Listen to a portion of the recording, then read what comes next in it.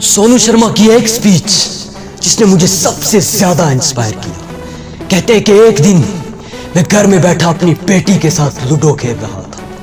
Ludo की वो game जिसमें टोकन सांप के मुंह में चले जाने से वापस नीचे आ जाता है।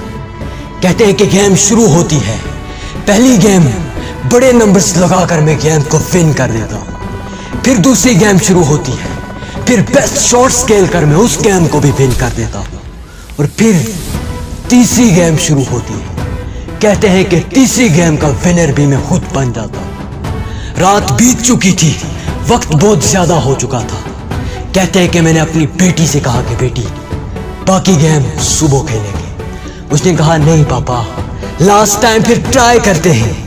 कहते हैं कि जब चौथी गेम शुरू हुई तो बड़े नंबर्स, बड़ी शॉट्स मेरी बेटी ने खेलना शुरू कर दिए और चौथी गेम की विनर वो बन गई। और उसने लूडो को क्लोज करते वक्त, उठते वक्त एक जुमला कहा जिसने मुझे सबसे ज्यादा इंस्पायर किया। वो कहते हैं कि उस छोटी सी बेटी के अंदर जज्बा था।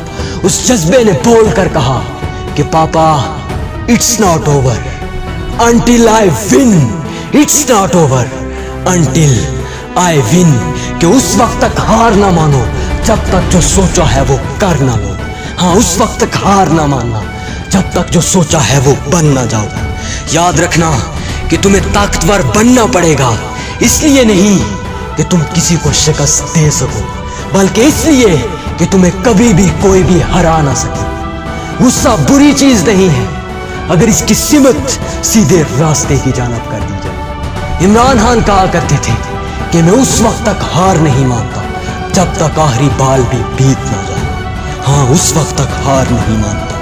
और कामयाबी तक पहुंचने के लिए नाकामियों के रास्तों में से बहरा होकर निकलना पड़ता है। और अगर जिंदगी बदलनी हो ना तो एक वाक़े, एक उस्ताद और एक किताब से बदल जाती है। और अगर ना बदलनी हो ना तो कई दानश्वर, कई वाक़यात मिलकर भी कुछ भी नहीं बदल सकते।